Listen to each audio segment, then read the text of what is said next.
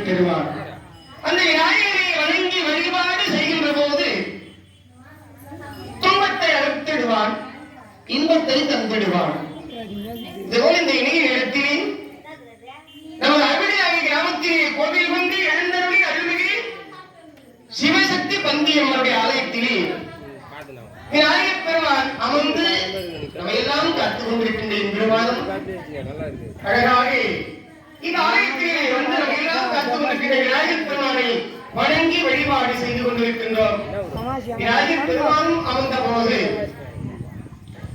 வெள்ளை கலை உடித்து